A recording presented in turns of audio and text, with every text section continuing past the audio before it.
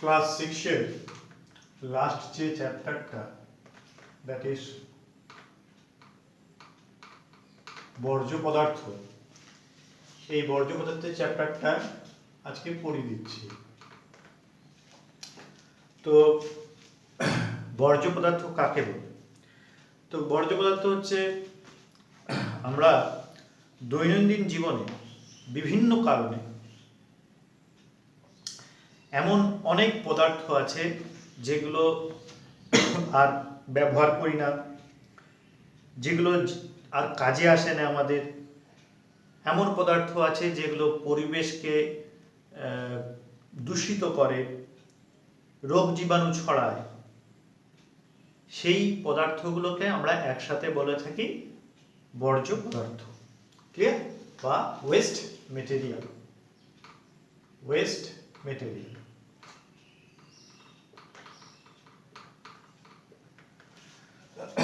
এই যে বর্জ্য পদার্থ, এই বর্জ্য পদার্থের উৎস বা এই যে শ্রেণী বিভাগ, উৎস অনুযায়ী যে শ্রেণী বিভাগ আমরা যদি করি, হ্যাঁ, শ্রেণী বিভাগ বা উৎস, মূলত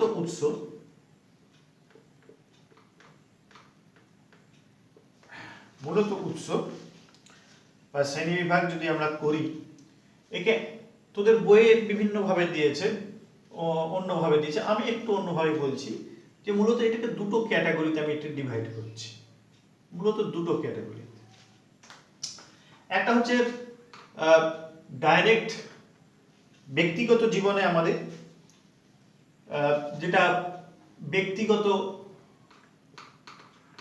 ব্যক্তিগত জীবন, সেখানে কিছু বর্জ্য পদার্থ উৎস আছে।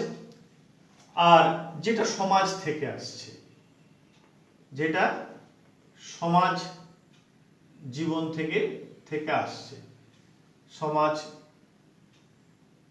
থেকে উৎপন্ন বর্জ্য পদার্থ।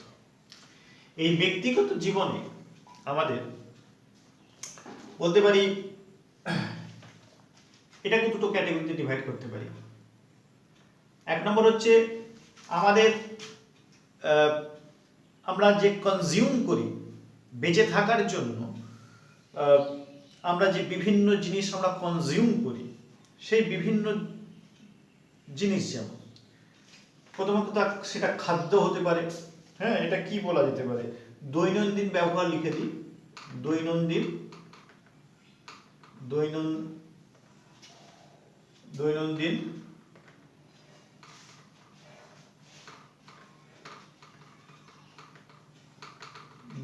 ব্যবহার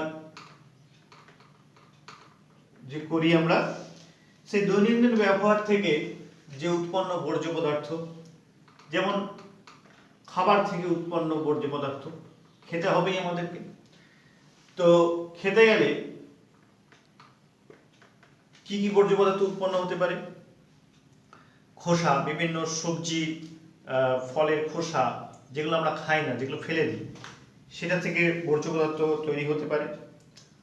তাছাড়া আমরা ওষুধ খাই, ওষুধ খাওয়ার পর যে স্ট্রিপটা, হ্যাঁ, ওষুধের খালি স্ট্রিপ।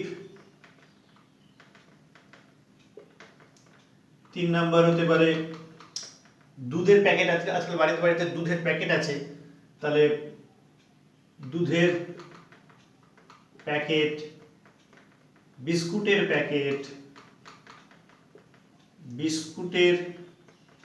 প্যাকেট, ঠিক আছে? এইগুলো আমরা দৈনন্দিন ব্যবহার করি যেসব জিনিসগুলো আছে, সেখান থেকে আমাদের বর্জ্য পদার্থ হতে। প্লাস্টিকের বোতলও আমরা ব্যবহার করি, প্লাস্টিক বোতল,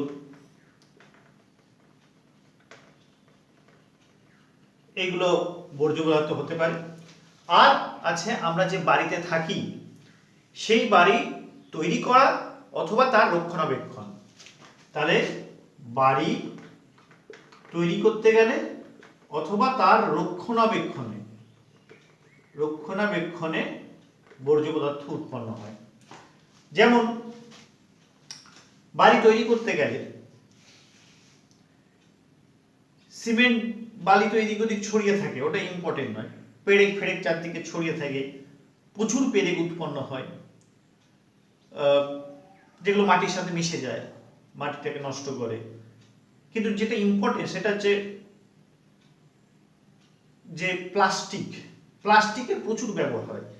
ঘর ঢালাই করতে গেলে পাতলা প্লাস্টিক আমরা ব্যবহার করি, সেই প্লাস্টিক শিট যেটা বলে, প্লাস্টিক শিট এর ব্যবহার।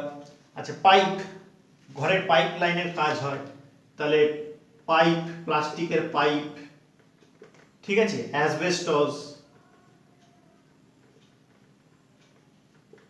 ঠিক আছে। এই যে বিভিন্ন জিনিসগুলো, এগুলোকে নিয়ে বাড়ি রক্ষণাবেক্ষণ করতে গেলে এগুলো আসেই। মাঝে মাঝে ঘরে রং করতে হয়। আমরা ঘরে ঝাড় দেওয়ার জন্য ঝাঁটা কিনে থাকি। অনেক সময় নারকেল ঝাড়ার জায়গায় এখন প্লাস্টিকের ঝাঁটা বেরিয়ে গেছে, কিন্তু কাজ করতে করতে সেটা নষ্ট হয়ে যায়, সেটাকে ফেলে দিই।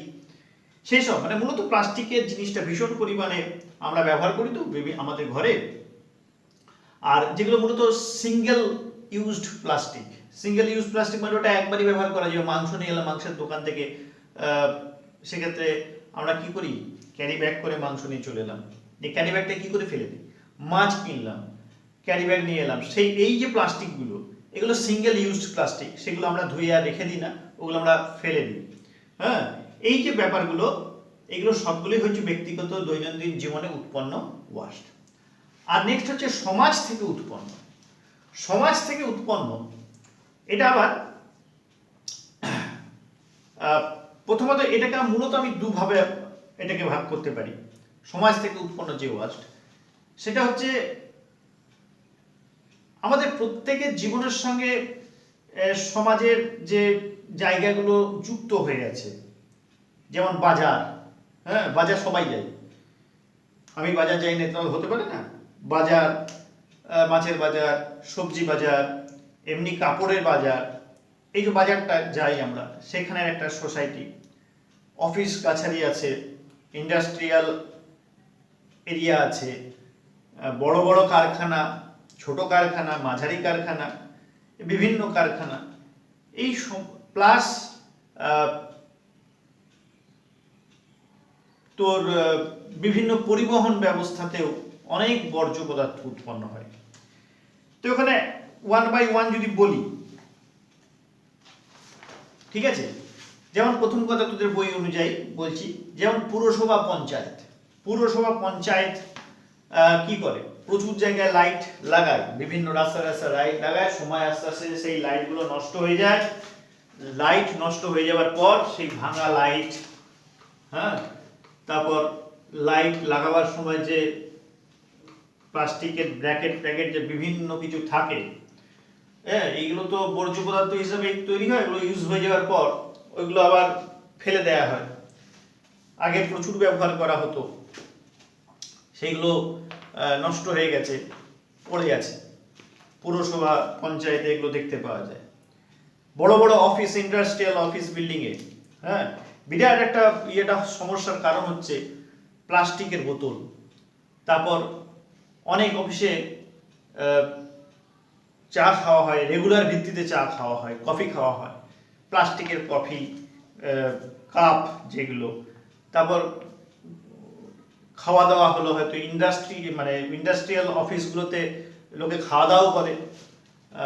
বড় বড় অফিস যেখানে দুপুরবেলা হয়তো খাওয়া দাওয়া হয়। অনেক কলকারখানা আছে যেখানে যেতে পারে না, বাড়ি যেতে পারে না শ্রমিক, এক জায়গায় বসে খাওয়া দাওয়া করে, সেখানে উৎপন্ন হয় পরিত্যক্ত খাবার, ডিসপোজেবল থালা, প্লাস যেগুলো এখন খুব কমে গেছে, ওই সাদা যে সোলার যে থালাগুলো হতো, গ্লাস, কফি কাপ, এগুলো একটা আছে। নেক্সট হচ্ছে কারখানা থেকে উৎপন্ন। কারখানা তো বহু ধরনের কারখানা আছে। তাপবিদ্যুৎ কেন্দ্র থেকে যদি আমি বলি, কয়লার ছাই, আর লিখছি না এগুলো, কয়লার ছাই, বিভিন্ন রাসায়নিক কারখানাতে রাসায়নিক বর্জ্য থাকবে, কেমিক্যালস থাকবে। পারমাণবিক বিদ্যুৎ কেন্দ্রে মূলত যে বর্জ্য পদার্থ উৎপন্ন হয় সেটা হচ্ছে তেজস্ক্রিয় বর্জ্য পদার্থ। সেগুলো আরো ডেঞ্জারাস, সাংঘাতিক ডেঞ্জারাস। ওষুধ তৈরির কারখানা, বিভিন্ন কেমিক্যালস, প্লাস্টিক, বিভিন্ন বিষয়ের কারখানা, যেমন কাঠের কারখানাতে কাঠের গুঁড়ো, লোহার কারখানাতে লোহার গুঁড়ো, সিমেন্টের কারখানাতে সিমেন্ট, ছাই, কেমিক্যালস, প্রচুর প্রচুর। নেক্সট হচ্ছে স্বাস্থ্য কেন্দ্র থেকে বিভিন্ন হসপিটাল, সেখানে ইঞ্জেকশনের সিরিঞ্জ, তুলো, গ্লাভস, প্লাস্টার, ওষুধের প্যাকেট, এই ব্যান্ডেজ, ব্যবহৃত ব্যান্ডেজ, যেগুলো ব্যবহার করা হয়ে গেছে সেগুলো ফেলে দেওয়া হয়, তার মানে এগুলো ওয়েস্ট। চাষের জমি থেকে পাওয়া বর্জ্য, ডিডিটি, বাজার থেকে পাওয়া বর্জ্য, যেটা আগে বললাম যে আমি বাজারে গেছি, মাছের বাজার গেছি, সেখানে বর্জ্য উৎপন্ন হচ্ছে। সবজির বাজারে গেছি, পচা সবজি ফেলে দেওয়া হয়েছে। জামা কাপড়ের দোকানে গেছি, প্লাস্টিক তো আছেই, অনেক সময় জামা কাপড়ের ভেতরে কতগুলো কাগজ ঢোকানো থাকে, সেসব কাগজ ফেলে দেওয়া হয়। প্লাস্টিকের ব্যবহার তো যত্রতত্র হচ্ছে। এই সমস্ত বর্জ্য পদার্থ এখানে আমরা করি, দেখতে পাই। এগুলো সব বিভিন্ন শ্রেণীবিভাগ। নেক্সট হচ্ছে এই যে পদার্থকে ইউজ করলে তবেই না বর্জ্য পদার্থ উৎপন্ন হয়। তো ঘটনা হচ্ছে পদার্থ দিয়ে আমরা যা কিছু ব্যবহার করছি, সেই ব্যবহার করতে গিয়ে বাই প্রোডাক্ট হিসাবে বর্জ্য পদার্থ বেরিয়ে আসছে। এবার যে পদার্থ আমরা ব্যবহার করছি, সেই পদার্থ কি দিয়ে তৈরি? যে কোনো পদার্থ কি দিয়ে তৈরি? পদার্থ দুরকম দিয়ে তৈরি হতে পারে। একটা হচ্ছে মৌলিক পদার্থ, আর একটা হচ্ছে যৌগিক পদার্থ, আর একটা হচ্ছে যৌগিক পদার্থ। যৌগিক পদার্থ দুরকম হতে পারে, একটা হচ্ছে অজৈব পদার্থ, আর একটা হচ্ছে জৈব পদার্থ। ক্লিয়ার? ঘটনা হচ্ছে যে যদি মৌলিক পদার্থ দিয়ে বা অজৈব পদার্থ দিয়ে কোনো যদি বর্জ্য পদার্থ তৈরি হয়, তাহলে সেইগুলো কিন্তু মোটামুটি একই অবস্থায় থেকে যায়। কিছু কিছু ক্ষেত্রে অজৈব পদার্থ ডিকম্পোজ হয়, ভেঙে যায়, এর অণুগুলো ভেঙে যেতে পারে, কিছু খুব কম। কিন্তু মূলত সবচেয়ে বেশি যে বর্জ্য পদার্থ আমরা তৈরি করি আমাদের দৈনন্দিন জীবনে বা সমাজ থেকে, যে বর্জ্য পদার্থ উৎপন্ন হয়, সেগুলো কিন্তু জৈব পদার্থ থেকেই উৎপন্ন হয়। ক্লিয়ার? কারণ জৈব পদার্থের ব্যবহার আমাদের জীবনে সবচাইতে বেশি। যেমন কথার কথা, অজৈব পদার্থ কি কি হতে পারে? যেমন কেমিক্যালস, বিভিন্ন কলকারখানা থেকে যে কেমিক্যালস তৈরি হয়, সেখানে কেমিক্যালস অজৈব পদার্থ হতে পারে। সাপোজ কোনো অ্যাসিড তৈরির কারখানা, সেখানে অ্যাসিড কি অ্যাসিড না, সবই অজৈব অ্যাসিড তৈরি হচ্ছে। সেখানে যে জেনারেলি যে জিনিস ব্যবহার করা হবে, সেগুলো অজৈব পদার্থই ব্যবহার করা হবে। তাহলে এই যে অজৈব পদার্থ, সেই অজৈব পদার্থ দিয়ে আমাদের খুব একটা চিন্তা থাকে না। হ্যাঁ, ওটা অবশ্যই ওটা বর্জ্য পদার্থ, তার জন্য মাটি নষ্ট হয়, তার জন্য সয়েলের যে ক্যারেক্টার, মাটির যে চরিত্র, সেই মাটির চরিত্রটা নষ্ট হতে পারে সেই এলাকার। সিমেন্ট তৈরির কারখানা, সেখানে ছাই, কয়লার ছাই, তারপর চুন, হ্যাঁ, তারপর অ্যাসফল্ট, এরকম অনেক কিছু আছে যেগুলো আমরা ব্যবহার করি। তার জন্য সিমেন্ট তৈরির কারখানাতে প্রচুর বর্জ্য তৈরি হয়। সেই বর্জ্য একটা বিশেষ এলাকায় সীমাবদ্ধ থাকে যদিও। কিন্তু মূলত যে সমস্যাটা হচ্ছে যে জৈব পদার্থ দিয়ে তৈরি যে বর্জ্য, এই জৈব পদার্থের ব্যবহার আমাদের জীবনে বিপুল জৈব পদার্থের ব্যবহার। মূলত যে ব্যবহারটা যেটা সবচেয়ে বেশি ব্যবহার করে, সেটা হচ্ছে প্লাস্টিক। যে কোনো প্লাস্টিকই জৈব পদার্থ, পলিমার দিয়ে তৈরি করা হয়। তো এই জৈব পদার্থে যে উৎপন্ন যে বর্জ্য, জৈব পদার্থ দিয়ে উৎপন্ন যে বর্জ্য, সেই উৎপন্ন বর্জ্যকে দুটো ক্যাটাগরিতে ডিভাইড করা যায়। একটা হচ্ছে জৈব ভঙ্গুর, আর একটা হচ্ছে জৈব অভঙ্গুর, বায়োডিগ্রেডেবল আর নন বায়োডিগ্রেডেবল। বায়োডিগ্রেডেবল বা জৈব ভঙ্গুর পদার্থ। তো আমরা বর্জ্য পদার্থ যখন তৈরি করেছি, তখন বর্জ্য পদার্থ যে জৈব পদার্থ দিয়ে তৈরি, সেই জৈব পদার্থ এমন জৈব পদার্থ আছে যেটা কয়েকদিনের মধ্যে মাটির সাথে মিশে যায়। কেন মিশে যায়?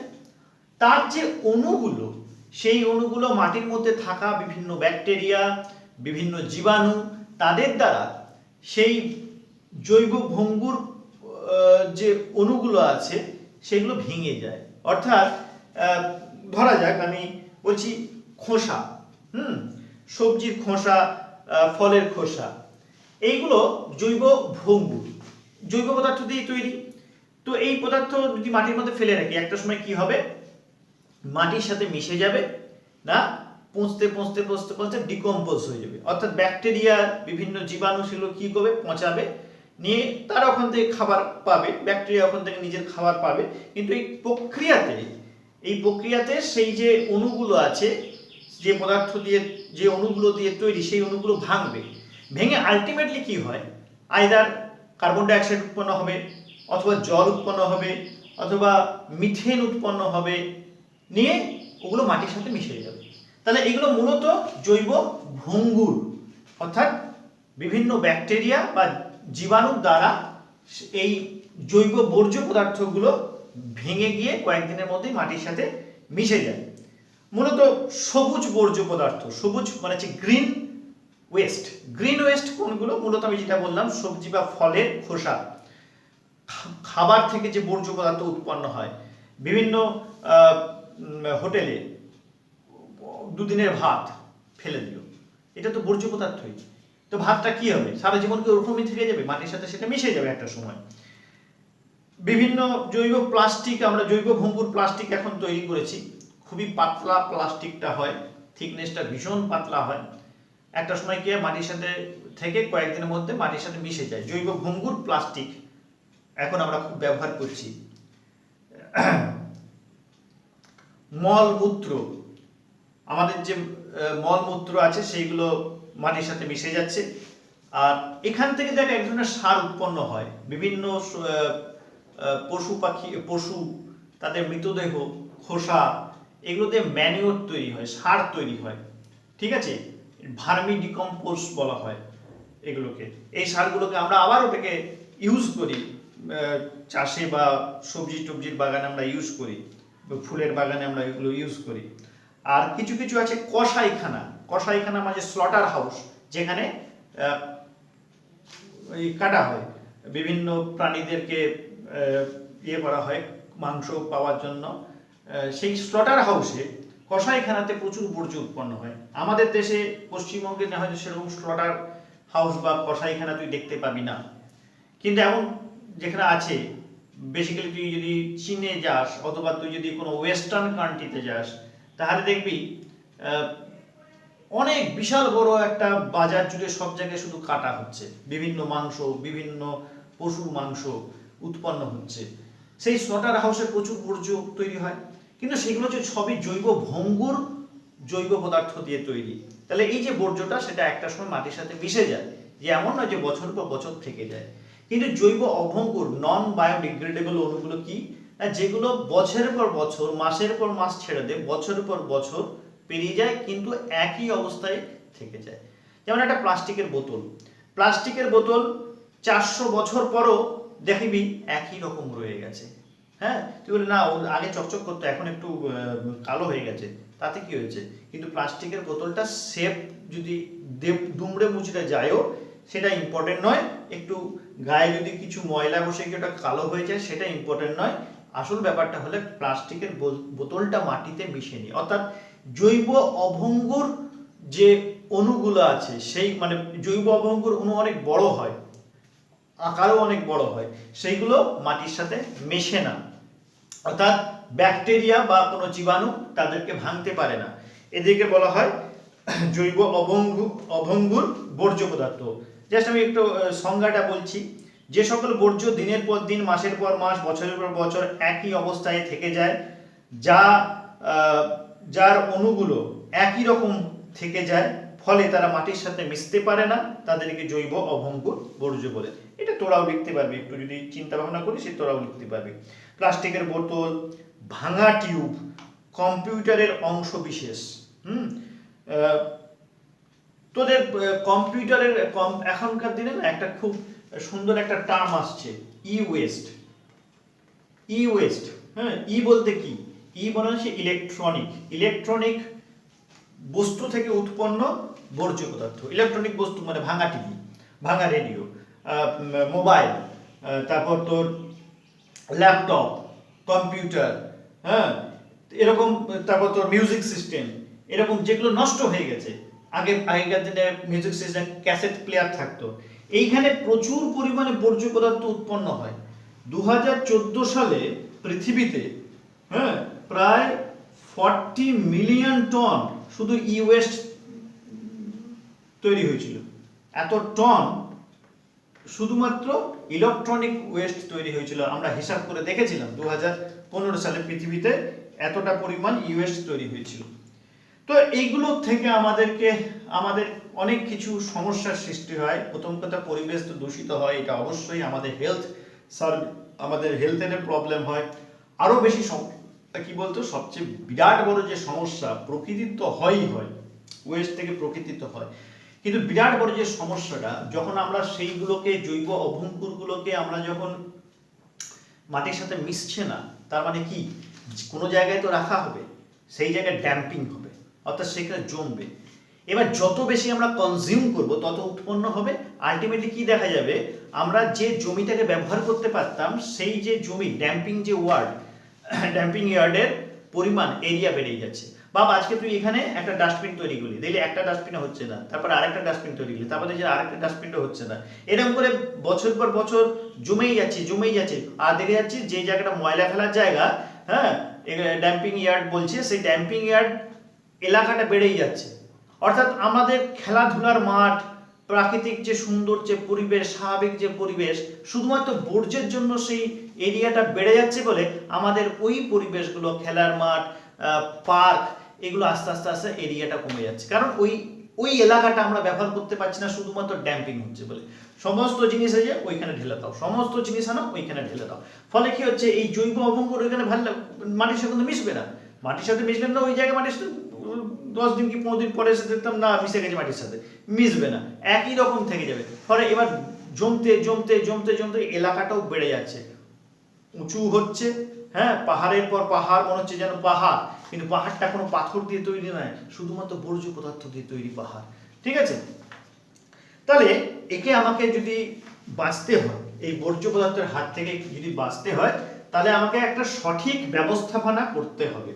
এই যে ব্যবস্থাপনা, একে কমানো কি করে যেতে পারে, এর থেকে রক্ষা কিভাবে পেতে পারে, কেন জিনিসপত্র কনজিউম আমরা করবই, এবার তার থেকে আমাকে যদি বর্জ্য পদার্থ উৎপন্ন হবেই, তাহলে কখনোই তোমার পক্ষে বলা সম্ভবপর নয় যে আমরা বর্জ্য পদার্থ উৎপন্নই করব না। বর্জ্য পদার্থ উৎপন্ন হবেই, ঠিক আছে। সভ্যতা যতদিন থাকবে, মানুষই এসে বর্জ্য পদার্থ সৃষ্টি করেছে, হ্যাঁ, মানুষই হচ্ছে সবচেয়ে বেশি কালপ্রিট এই পৃথিবীর পরিবেশকে নষ্ট করার জন্য। সেই মানুষকে যদি তাহলে মানুষকেই করতে হবে, তার সমাধান করতে হবে। সেই সমাধানের উপায়ের নাম হচ্ছে ওয়েস্ট ম্যানেজমেন্ট। এই যে ওয়েস্ট ম্যানেজমেন্ট, বর্জ্য পদার্থের যে ব্যবস্থাপনা বা পুনর্ব্যবহার যদি বলি, তাকে করতে গেলে কতগুলো প্রিন্সিপালের উপর আমাকে কি করতে হয়, একটা প্রিন্সিপাল তৈরি করতে হয় যে আমি কিভাবে কমাবো। তাহলে প্রথমে ঠিক করতে হয়, তাহলে আমার মূল প্রিন্সিপাল কি, সেই মূল প্রিন্সিপালের ভেতরে সাব প্রিন্সিপাল থাকতে পারে। তাহলে মূল প্রিন্সিপাল কি, আমাদের এখানে ভারতবর্ষের যে মূল প্রিন্সিপালটা, বিভিন্ন দেশে বিভিন্ন রকম প্রিন্সিপাল নাই, আমরা কিন্তু আমাদের দেশের মধ্যে যে প্রিন্সিপালটা চলছে সেটা নিয়ে আলোচনা করছি। আমাদের প্রিন্সিপাল, এখানে মূল প্রিন্সিপালটা হচ্ছে 4R রুল। 4R রুল, 4Rটা কি, প্রথম আর হচ্ছে রিডিউস। তার মানে কি, কমাও, ব্যবহার কমাও, ব্যবহার কমিয়ে দাও। কিভাবে কমাবে, জিনিসপত্রের পুনর্ব্যবহার। জিনিসপত্রের পুনর্ব্যবহার, একটা ছোট্ট এক্সাম্পল দিই।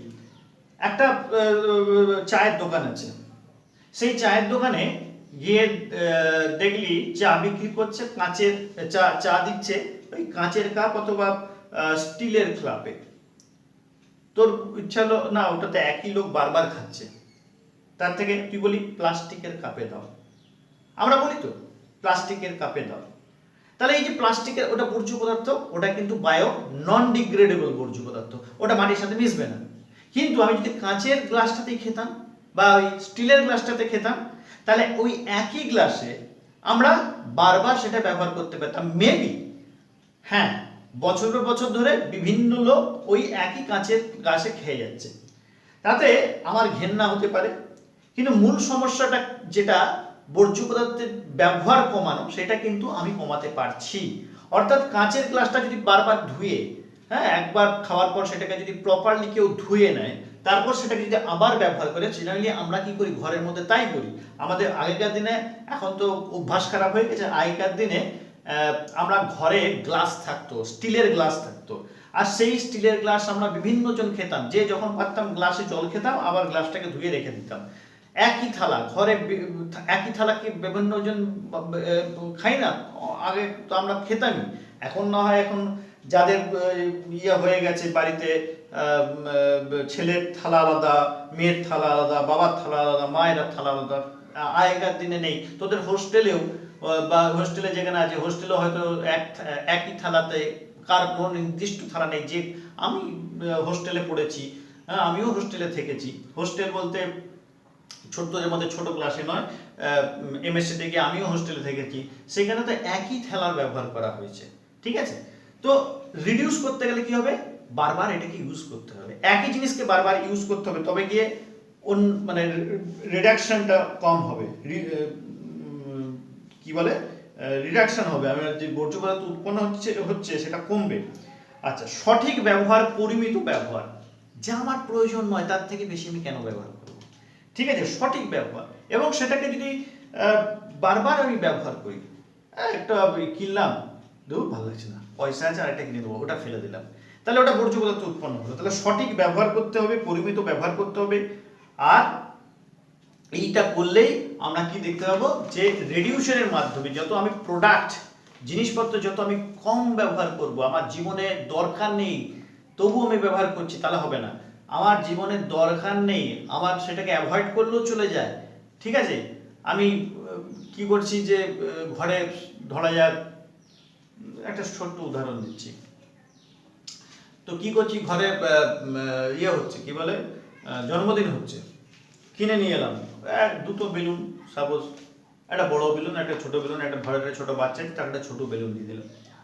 ঠিক আছে, আনন্দ করার জন্য কি 500টা বেলুন ফোলানো খুব দরকার? 500টা বেলুন ফোলানো খুব দরকার নেই, কারণ বেলুন ফোলালে কি হবে, একটা সময় সেটা ফাটবে, এবং যেটা ফাটবে, যেটা পড়ে গেল, সেটা কোথায় চলে গেল তুইও খুঁজে পাবি না, আমিও খুঁজে পাবি না। ঠিক আছে, পরবর্তীকালে ঘর পরিষ্কার, সব ফেলে দেওয়া হয়েছে, শোলা ছোট ছোট বল চারদিকে ছড়িয়ে গেল, তারপর বিভিন্ন প্লাস্টিকের গুঁড়ো গুঁড়ো থাকে চিকচিকি, হ্যাঁ, চারদিকে ছড়িয়ে গেল, তারপর কোথায় গেল কেউ জানে না। তাহলে ওগুলো কি হলো, মাটির সাথে মিশে গিয়ে মাটিটাকে নষ্ট করলো, আমাদের বাগানটাকে নষ্ট করতে পারে, বা আমরা খুব যত্ন করে কি করলাম, ডাস্টবিনে ফেলে দিলাম, ডাস্টবিন থেকে অন্য জায়গায় ড্যাম্পিং ওয়াটারে ফেলে দিল, বেশ আলটিমেটলি ড্যাম্পিং ওয়াটারের যে এলাকাটা, সেই এলাকাটা কখনো, মাটিটা কখনো আর ব্যবহার করা যাবে না। নেক্সট হচ্ছে রিফিউজ, 1 নম্বর রিডিউস, নেক্সট 2 নম্বর আরটা হচ্ছে রিফিউজ, অর্থাৎ আমি রিফিউজ করব। অর্থাৎ রিফিউজ করার মানে কি, যে না বাবা আমার দরকার নেই। যে সকল জৈব ভঙ্গুর অভঙ্গুর পদার্থ দিয়ে তৈরি যে বর্জ্য পদার্থগুলো আছে, সেগুলো আমরা যতটা সম্ভব ব্যবহার করব না। অর্থাৎ নন বায়োডিগ্রেডেবল যে মেটেরিয়ালগুলো আছে, প্লাস্টিক, সেই প্লাস্টিকের জিনিস আমরা কি করব, রিফিউজ করব। যেমন রিফিউজ কিভাবে করতে পারি, রিফিউজ না নেব না এরকম নয়, রিফিউজ মানে আমরাও আমাদের সেইটার ব্যবহারটা কমাবো, আমাদের দৈনন্দিন জীবনে সেটার ব্যবহার কমানো। কিছুই নেই, চলে গেলাম বাজার, একটু চাল নিয়ে আসো, তো চলে গেলাম চাল আনতে, চলে গেলাম, হাতে কিছু নেই, থলি নেই, কিছু নেই, চলে গেলাম, না কিছু তো নিয়ে আসিনি, তাহলে এক কাজ করে প্লাস্টিকে দিয়ে দাও। এই যে ব্যাপার, কেউ কাগজের ঠোঙাটা দিল, কাগজের ঠোঙাটা দিও না, যেতে যেতে ফেটে যাবে, একবার যদি হাত থেকে পড়ে যায় ফেটে যাবে, তুমি একটা প্লাস্টিকে দিয়ে দাও। হ্যাঁ, তাহলে আমরা কি করছি, বাজার যাচ্ছি, তো আগেকার দিনে মানুষ থলি নিয়ে বাজার যেত, আমাদের অভ্যাস চলে গেছে। ঠিক আছে, অভ্যাস চলে গেছে। আগেকার দিনে এখনো দেখবি কিছু মানুষ কাপড়ের থলি ব্যবহার করে বছরের পর বছর ব্যবহার করে সুন্দর চলে, কিন্তু আমরা কি করে থলি নিয়ে বাজার করতে যাচ্ছি, দেখতে লোকে কি বলবে, হ্যাঁ, তার থেকে কি করে বাজারে কি বলবে, প্লাস্টিকে দিয়ে দাও। এইটা করলে হবে না। রিফিউজ মানে শুধুমাত্র লোককে বলা নয়, রিফিউজ বলা মানে নিজেকেও বলা যে যেগুলো বায়ো নন ডিগ্রেডেবল অর্থাৎ জৈব অভঙ্গুর জৈব পদার্থ দিয়ে তৈরি, যেগুলো সহজে নষ্ট হবে না, বছরের পর বছর থেকে যাবে। প্লাস্টিকের বোতল যে জল খাবো না, ঘরে আমি স্টিলের বোতল, আমার বাড়িতে এখন মানে কেউ যদি আমার বাড়িতে আসিস তাহলে তুমি জলের বোতলে, আমরা এখনো জল খাই, এখন তো গ্লাসে করে জল খাওয়ার অভ্যাস নয়, জলের গ্লাস আছে আমাদের ঘরে, বোতল আছে, কিন্তু সেটা প্লাস্টিকের বোতল একটা, সব তুলে ফেলে দিয়েছি, একটাকেও আর ইউজ করি না। বছরের পর বছর হয়ে গেল, প্রায় 7-8 বছর হয়ে গেল আমাদের ঘরে আইদার তামার পাত্রের বোতল আছে অথবা স্টিলের বোতল আছে, ঠিক আছে। আমরা সেইগুলোকে, কেন ওগুলো তো বর্জ্য পদার্থ চট করে হবে না, ওটা বর্জ্য পদার্থ তৈরি হতে হতে মানে আমার আমি ইয়ে হয়ে যাব, হ্যাঁ, 10-12 বছর পেরিয়ে যাবে, ও একই ভালো করে একটু মেজে নেবো, আবার ওটা চলবে, কোনো অসুবিধা নেই। তাহলে কি বারবার একই জিনিস বারবার যদি ব্যবহার করি তাহলে কি হবে, ওই আমার যে প্লাস্টিক, মানে প্লাস্টিককে আমাকে রিফিউজ করতে হবে, লোককে বলে রিফিউজ করতে হবে, প্লাস নিজের জীবনের মাধ্যমে সেটাকে কি করে ব্যবহার না করতে হবে, এটা কি বলছে, রিফিউজ। নেক্সট হচ্ছে রিসাইকেল। আচ্ছা, 3 নম্বর হচ্ছে রিইউজ। বারবার ব্যবহার করার রিইউজ কি, কোনগুলোকে বারবার ব্যবহার করব, অর্থাৎ প্রিন্সিপাল, এটা বর্জ্য পদার্থকে বারবার ইউজ করা বলা হচ্ছে, এটা হচ্ছে প্রিন্সিপাল। মানে আমি কি বললাম, চায়ের দোকানে কাপ, কাচের কাপ, স্টিলের কাপ, বারবার ইউজ কর, কোনো অসুবিধা নেই, কোনো বর্জ্য পদার্থ উৎপন্ন হবে না। প্লাস্টিককে ইউজ করবো না, তাহলে রিইউজ করতে পারবো, অর্থাৎ যে জিনিসগুলোকে আমরা বারবার ইউজ করতে পারি আমি সেই সব জিনিস বেশি ব্যবহার করব। আমার জীবনে, দৈনন্দিন জীবনে বা সমাজে যদি দেখি, যেখানে যেখানে সম্ভব, আমরা যদি সবসময় বাজারের সময় থলি হাতে নিয়ে যাই, তো একই থলি বছরের পর ব্যবহার করতে পারি, তাহলে বারবার যদি কোনো জিনিসকে ব্যবহার করি তাহলে অটোমেটিক বর্জ্য পদার্থটাও কম উৎপন্ন হবে, ঠিক আছে। এটা হচ্ছে রিইউজ। আর নেক্সট হচ্ছে রিসাইকেল। এবার রিসাইকেলটা ভীষণ ইম্পর্টেন্ট, সেটা হচ্ছে যেগুলো বর্জ্য অভঙ্গুর দিয়ে তৈরি সেগুলোতে মাটিতে এমনিতে ডাইরেক্ট মিশবে না, তাহলে কি করতে হবে, যেগুলো মিশবে না, যে প্লাস্টিকগুলো মাটিতে জীবনও মিশবে না, 500 বছর 600 বছর 1000 বছর থেকে যাবে, একই রকম ভাবে থেকে যাবে, সেগুলোকে রিসাইকেল করতে হবে। তার মানে সেইগুলোকে এক জায়গায় জড়ো করে সেগুলোকে আবার গলিয়ে সেখান থেকে নতুন প্লাস্টিক তৈরি করে নতুন কোনো জিনিস তৈরি করতে হবে। যেমন চেয়ার তৈরি করতে পারি, এই যে চেয়ারের মেটেরিয়ালটা কি প্লাস্টিক দিয়ে তৈরি করা আছে আমরা নিজেরাও জানি না, ঠিক আছে, ওর সঙ্গে আরো কিছু মিশিয়ে দিয়েছে, নিয়ে রং টং করে দিচ্ছে, দেখে মনে হচ্ছে দারুণ সুন্দর ঝকঝকে প্লাস্টিক, কিন্তু এগুলো সবই কি করা হচ্ছে, ওই যে বিভিন্ন প্লাস্টিক জৈব অভঙ্গুর যে জৈব পদার্থ বর্জ্য পদার্থগুলো আছে সেইগুলোকে কি করছে, রিসাইক্লিং করা আছে, ওগুলোকে আবার কারখানায় নিয়ে গিয়ে গলিয়ে টুলিয়ে আবার নতুন করে আর অন্য জিনিস তৈরি করছে। জলের বোতল তার তৈরি করা যাবে না, ওই জায়গায় অন্য কিছু তৈরি করা যাবে, হ্যাঁ, জাস্ট কালার ফালার মিশিয়ে দিয়ে চেঞ্জ হয়ে গেল, নতুন করে আমি একটা প্রোডাক্ট তৈরি করলাম, ব্যাস, তাহলে কি হলো, রিসাইকেল। কারণ তো এরকম যদি আমি করেই যাই আর সেটাকে রিসাইকেল না করি তাহলে কি হবে, আমার দেখা যাবে যে একটা এমন দেশ তৈরি হয়ে গেছে, দেশের মধ্যে একটা এমন দেশ তৈরি হয়ে গেছে যে দেশে শুধু বর্জ্য পদার্থই আছে, ফলে সেই জায়গাটা কেউ দখল করতে যায় না। কেন, গন্ধ, নোংরা, জীবাণু, গেলেই শরীর খারাপ হয়ে যাবে, হ্যাঁ, নোংরা জায়গা, পুরো নোংরা জায়গা, বসার কোনো জায়গা নেই, তাহলে এই এলাকাটা বাড়তেই থাকবে, তাহলে আমাকে রিইউজ করতে পারে, রিসাইকেল করতে হবে। ফলে ওই যে বর্জ্য পদার্থগুলো আছে এরা এমনিতে যাবে না, ওদেরকে রিইউজ করে আবার কি করে মার্কেটে পাঠিয়ে দাও, সেখানে আবার ব্যবহার করে আবার এখানে আসবে, ফলে ওর যে আস্তে আস্তে আয়তন বাড়ছিল, একটা সময় গিয়ে ওর আয়তন আর বাড়বে না, হ্যাঁ, কিছুটা থেকে যাবে, একেবারে জিরো হবে না, কিন্তু আয়তন আর বাড়বে। কিন্তু যদি রিসাইকেল না করি, ওগুলো যদি পুনর্ব্যবহার না করি, তাহলে বেড়েই যাবে, বেড়ে হিমালয় পর্বতকে ছাড়িয়ে চলে যাবে, ঠিক আছে। তাহলে এই হলো বর্জ্য পদার্থ, ছোট্ট চ্যাপ্টার, ক্লাস 6 এর লাস্ট চ্যাপ্টার, এটা শেষ করে দিলাম। দেখি এরপর যদি আর কোনো একটা চ্যাপ্টার করতে পারি, সেরকম একটা ভিডিও নিয়ে আবার ফিরে আসবো, ঠিক আছে।